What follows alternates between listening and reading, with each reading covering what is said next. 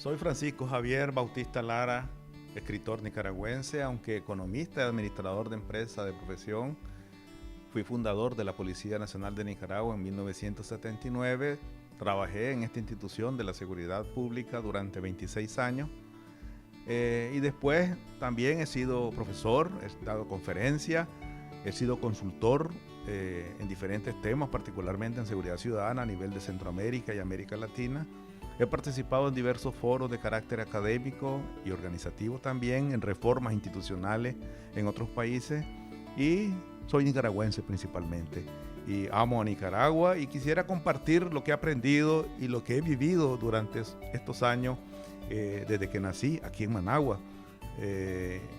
Aunque mis padres son de Chinandega, en realidad cuando mis padres vinieron a Managua yo ya venía en el vientre de mi madre, así que solamente vine a nacer a Managua. Pero mi papá es de Chinandega y mi mamá es de Chinandega. Mi papá era músico y contador, es uno de los fundadores de la Orquesta Sinfónica de Nicaragua, maestro, por ejemplo, de Ramón Rodríguez.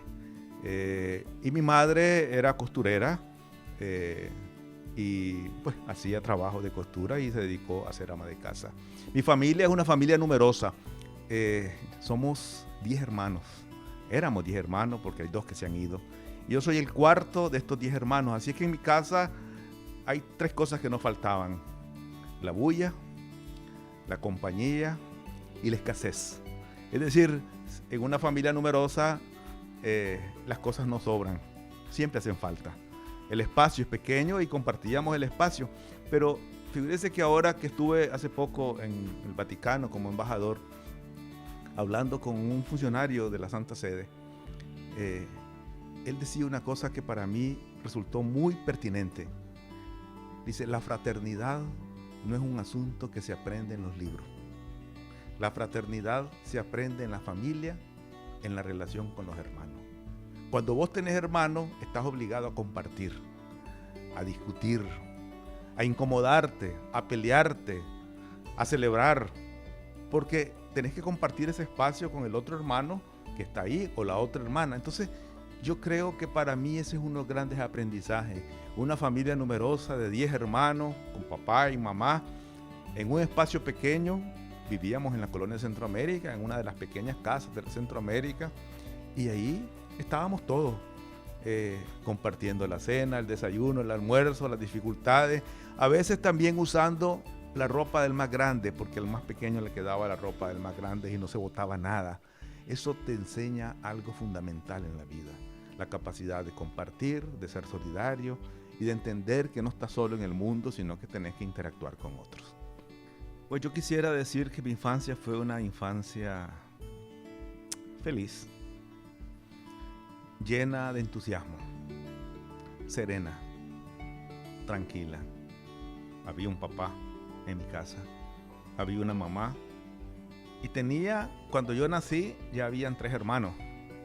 Y de niño, pues, 2, 3, 4. Así es que éramos muchos hermanos. Teníamos con quién jugar y con quién discutir. Así es que yo podría decirte que mi niñez en esa década del 60, de los años 60, fue una niñez realmente agradable, placentera, llena de aprendizaje, de descubrimiento, porque quiero reconocer que una de las cosas que en mi caso fue frecuente es que era curioso y preguntón. Curioso y preguntón en la casa y en la escuela. Y entonces a veces yo sentía que el papá o la mamá o el hermano mayor o el pariente o la profesora se incomodaba porque yo preguntaba ¿y por qué? ¿Y eso para qué? ¿Y cómo se hace eso? ¿Y para qué sirve? Y esa preguntadera mía, esa necedad mía, que afortunadamente no he dejado de preguntar. Por lo tanto, yo creo que la curiosidad marcó mi niñez. Esa curiosidad por aprender, por descubrir, por vivir, que aún, después de tantos años transcurridos, creo que conservo. Bueno, mira, el principal reto es la pobreza. Es decir, una familia pobre, porque es una familia numerosa. La escasez es abundante. Y eso parece contradictorio, pero lo que nunca falta es la escasez. Es decir, pero la escasez te lleva a la necesidad de compartir y la necesidad de valorar lo que tenés. Es decir, el plato de comida de la mañana, el café de la mañana, ir a la escuela, al colegio, a mediodía, disfrutar con entusiasmo el gallo pinto, los frijolitos, la tortilla y la cena, sentir el olor familiar de la cocina, de la mamá preparando la cocina. Entonces creo que esas son de las cosas más importantes. Pero yo no sentí, te lo digo con franqueza, no sentí dolor en la pobreza y en la escasez. Yo sentí satisfacciones personales porque entendí esa capacidad de compartir y esa capacidad de resolver y también de alguna forma esa providencia que a pesar de la escasez siempre resuelve. Es decir, y por lo tanto no tengo yo que quejarme ni lamentarme de una niñez tormentosa, al contrario, de una niñez con muchas dificultades, pero con muchas oportunidades para salir adelante. Bueno, yo quería ser científico. Yo quería ser químico, físico, matemático. Y reconozco que fui buen alumno en primaria. Siempre fui un alumno muy destacado, estudioso, curioso. Yo creo que la curiosidad me lleva a estudiar, la curiosidad me lleva a leer, la curiosidad me lleva a preguntar, la curiosidad me lleva a observar. Es la curiosidad el motor que mueve mi vida cotidiana. Yo soy preguntón. Ustedes cuando vinieron aquí comencé a hacerles preguntas a cada rato, porque quiero saber quiénes son ustedes y de dónde vienen y qué hacen. Y esa es una característica que yo conservo hoy, a pesar de que ha pasado la niñez hace muchos años. Pero por eso cuando a un niño o a una niña, el maestro o el padre le dice, cállate, chavalo necio, no seas curioso, sentate, me parece que está cometiendo el peor error de su vida. Porque está coartando la posibilidad de descubrir del niño. No hay científico, no hay genio, no hay creador que no necesite ser curioso para descubrir y emprender lo que quiere hacer. Entonces, yo creo que ahí eso me parece que ha sido una cosa muy importante y es lo que comparto con todos ustedes. No dejen que nadie apague la curiosidad, al contrario, desarrollen la curiosidad.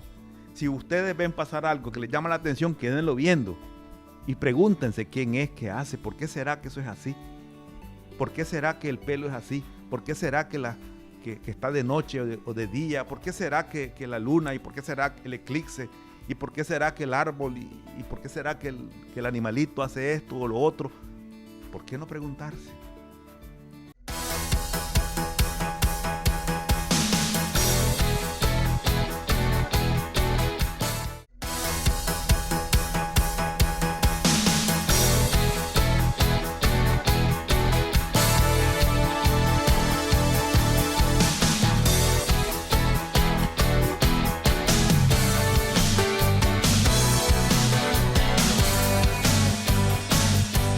Ya, cuando yo estaba en mi casa pequeño, ¿verdad? Habían algunos libros. No había un exceso de libros. Entonces teníamos una biblioteca como la que tengo yo aquí en mi casa. No sé, aquí tengo casi 10,000 libros. La mayoría los he leído y otros los ocupo de consulta. Pero habían algunos libros y que eran bonitos. Uno de ellos era una edición especial de 1950 y pico, de lujo, de Don Quijote de la Mancha.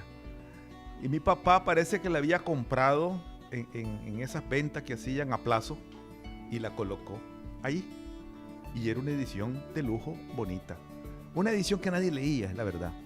Y no creo que mi papá la haya leído, pero él puso su firma ahí y puso una fecha. Una fecha antes de que yo naciera. De tal forma que yo veía ese libro y veía otros libros y por curiosidad tomaba el libro y lo hojeaba. Y hojeaba las figuritas del libro. Estoy hablando de un niño de 4 años, de 5 años, de 6 años que todavía no sabe leer. Y entonces me llamaba la atención esa figura de ese hombre alto, flaco, con una lanza y con un escudo y con un sombrero raro. Y ese señor gordito que lo acompañaba en una mula o en un burro y no sé qué. Y esas historias que estaban en las imágenes. Y yo diría que ahí comienza la curiosidad. Yo tomo el libro no para leerlo, sino para curiosear las imágenes. Después ese libro lo leí cuando ya aprendí a leer. Así es que yo diría que ahí se marca un punto importante. Yo a veces criticaba de que la gente compra los libros y los pone en los estantes de adorno. Yo digo, languidecen los libros de tristeza. Pero ahora me doy cuenta que puede ser bueno también. Pongan libros bonitos en los estantes. De repente un niño de sus hijos o de los vecinos o de los amiguitos de los hijos que llega y ve el libro y lo curiosea y de repente ahí se le despierta el interés por leer algo y por descubrir algo que no sabía. Habían libros de cuentos y habían paquines y habían cositas así que yo curioseaba. Pero eso fue mi primaria. Y en la primaria yo básicamente leí a Darío, los poemas de Darío, y leí cosas de ese tipo que te enseñan en la escuela. Pero no recuerdo haber leído un libro que me dijeran en la primaria leer. Solo los que estaban en la casa.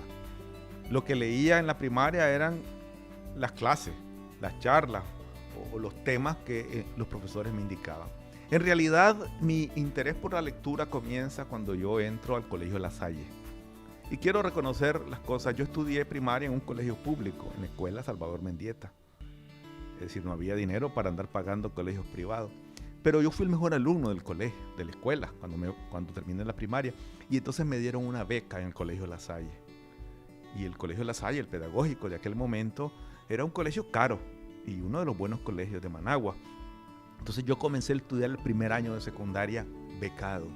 Y me bachilleré en el Colegio La Salle becado. Entonces en ese primer año que yo comienzo a estudiar, yo llego a un colegio que es un colegio grande, bonito, con compañeros que no conocía y con maestros distintos después de haber salido de una escuela primaria sencilla, del vecindario, digamos, pública, y buena también porque tenía buenos profesores, pero hay un mundo distinto. Entonces hacen la primera evaluación del Colegio La Salle y entonces un hermano de La Salle, que era el inspector, el prefecto, me manda a llamar el hermano Cambón, que ya falleció, de origen español, y me llama y me dice a su oficina. Yo me asusto porque me llaman a su oficina y me dice: te quiero regalar un libro. El libro se llamaba El Señor de La Salle. Era una biografía de San Juan Bautista de La Salle y con una dedicatoria. Tuviste los mejores resultados de la evaluación académica. Y yo me asusto, porque yo era un nuevo que venía de una escuela pública y estaba entrando a un colegio privado de mucho prestigio. Y el profesor, el hermano en este caso, me está reconociendo algo que yo no esperaba que ocurriera y me regaló un libro. Yo diría que aquel gesto del hermano, cuando me regaló un libro, para mí fue muy importante. Lógicamente ese libro lo leí. Y después de ese libro, recuerdo que me mandaron a leer un libro que es El Comandante de Fernando Silva, un escritor nicaragüense que falleció hace algunos años. Un apreciado escritor nicaragüense, con un gran humor y una gran capacidad de narración. Bueno, leí El Comandante, y cuando yo leo El Comandante de Fernando Silva, donde él habla de las regiones de Chontales, del río San Juan, de San Carlos, zonas que yo no conocía en aquel momento, me pareció una cosa fascinante. Y entonces yo puedo decir que después de aquella lectura no paré de leer nunca más.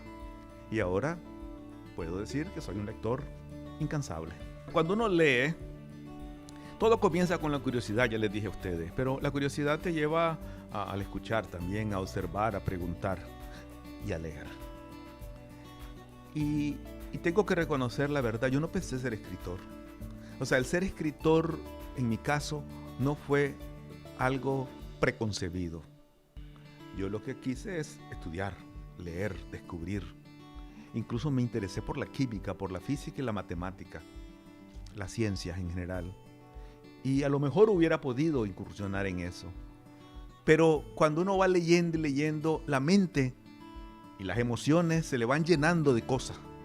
Y llega un momento en que uno siente la necesidad imprescindible de contar las cosas, de narrar las cosas, de escribirlas.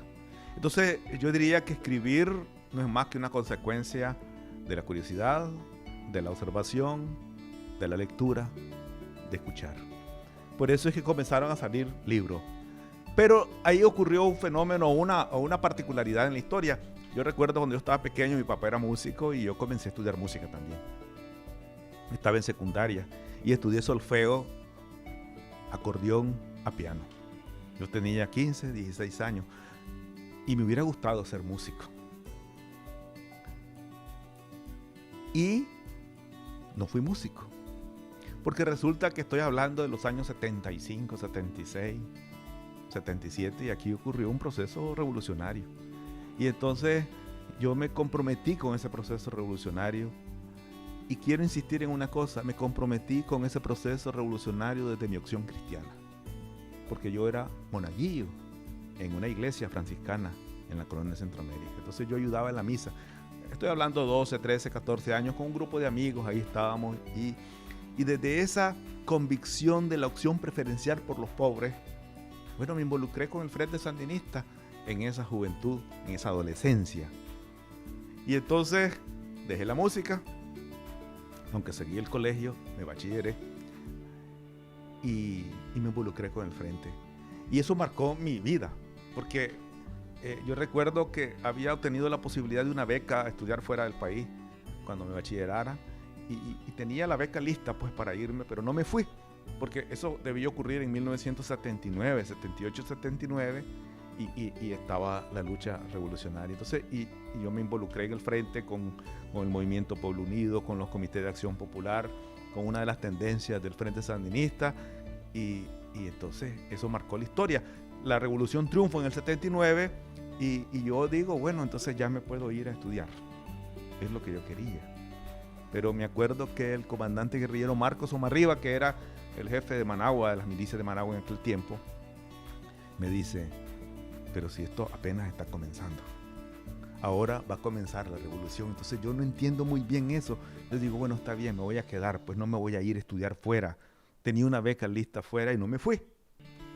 Y me dice, es que ahora hay que fundar la Policía Nacional de Nicaragua. Y te vas a ir a Chontales. Y yo digo, bueno, ¿dónde queda Chontales? Yo sé dónde queda en el mapa, nunca había ido a Chontales. Así es que me fui a Chontales. Y la zona de Chontales, Nueva Guinea, ese lugar de donde sos vos, Kaylin, ese lo conocí en esa etapa porque fui a fundar la Policía Nacional de Nicaragua en 1979 junto con otros compañeros.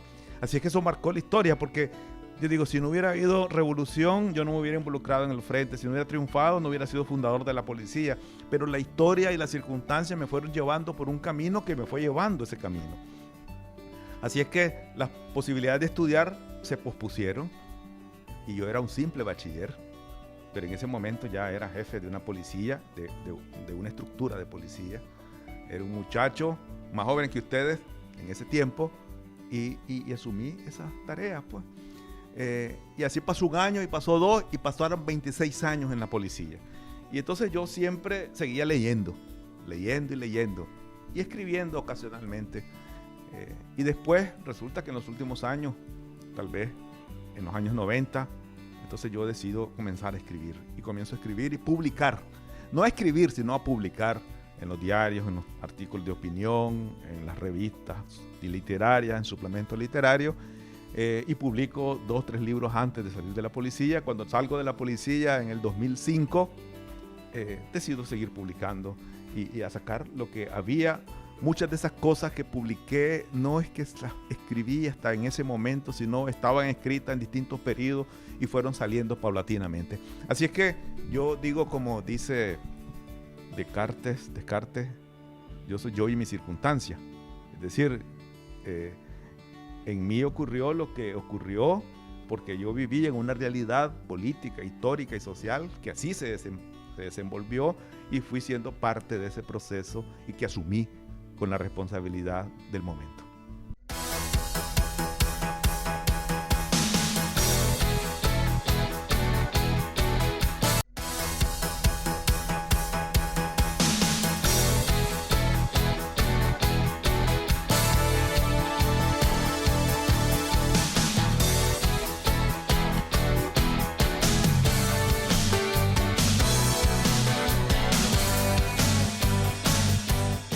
Hay un poeta guatemalteco que dice, yo solamente estoy aquí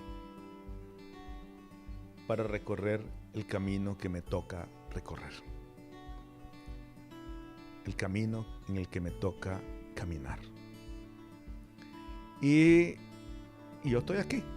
Es decir, hoy llegué a ser comisionado general de la policía, subdirector general de la policía, soy retirado. Participé en la lucha revolucionaria, soy fundador de la policía. Cuando me preguntan qué soy, yo digo que soy escritor. Es cierto, soy economista, administrador de empresas, hice una especialidad en políticas macroeconómicas. Me gusta enseñar, me gusta dar conferencias, compartir. Y mi mejor satisfacción es que otros entiendan y comprendan su propio camino. Y como dice Saramago, no quiero convencer a nadie porque pretender convencer a alguien será un acto de colonialismo, y simplemente expreso mis puntos de vista y mis convicciones, no para convencer, sino que para que cada quien encuentre en ellos su propio rumbo. Así es que yo sigo escribiendo y sigo compartiendo en los espacios posibles, con la gente común incluso, en los buses, en los auditorios, en las universidades, en los institutos, y escribo y publico y expreso mi opinión política, franca y social y económica y literaria. Y en proyecto hay seguir escribiendo y publicando. Seguramente publicaré en este año y el otro, tal vez una novela, tengo unos libros de cuentos, un libro de cuentos adicional, algunos poemas y también algunos ensayos de diversas conferencias que he impartido y que quizás puedan ser útiles. Así es que hasta el día de hoy hay 13 libros publicados, diferentes ediciones, incluso estas últimas 2 ediciones que sacamos, que son de 2 de mis novelas, Rostros Ocultos y Encuentros, que son ediciones de bolsillo. ¿Por qué de bolsillo? Fáciles de adquirir, fáciles de llevar, fáciles de leer, porque quiero que la gente promueva la lectura. Porque yo estoy convencido que el camino del éxito, hagas lo que vayas a hacer, es no apagar la curiosidad, aprender a escuchar, observar y leer siempre. Y además la lectura tiene virtudes extraordinarias. Por ejemplo, la lectura no solamente te permite aprender, la lectura te divierte. La lectura es un extraordinario acompañante en la soledad y en el tiempo perdido y en los tiempos de espera. La lectura te permite viajar en el tiempo, al pasado y al futuro. Viajar en el espacio. Por ejemplo, estas son libros de ensayo entre autores y personajes. Aquí se habla de unas 150 obras de la literatura de 25 países distintos,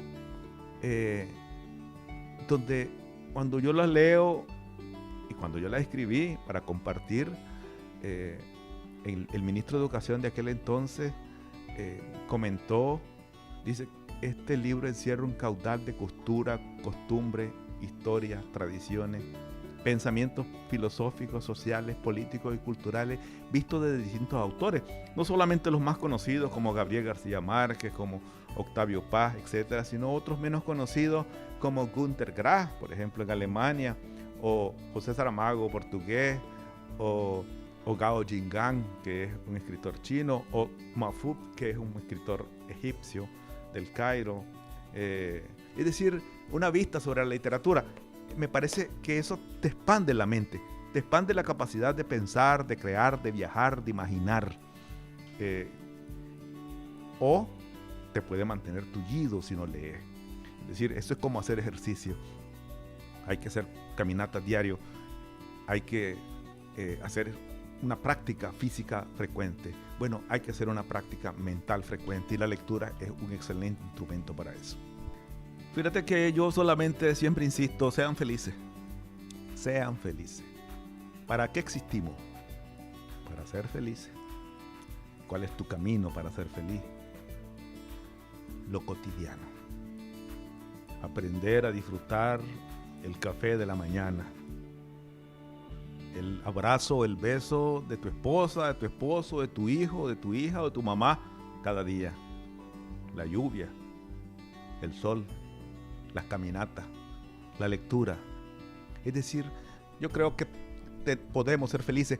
Y Nicaragua tiene la gran oportunidad de la felicidad. ¿Saben por qué? Este país es fascinante. Somos un país con una riqueza natural extraordinaria y con una gente con una capacidad humana y hospitalaria extraordinaria. Así es que no veamos los defectos de la gente ni los defectos de nuestras circunstancias y vivamos y seamos felices. y eso depende de nosotros.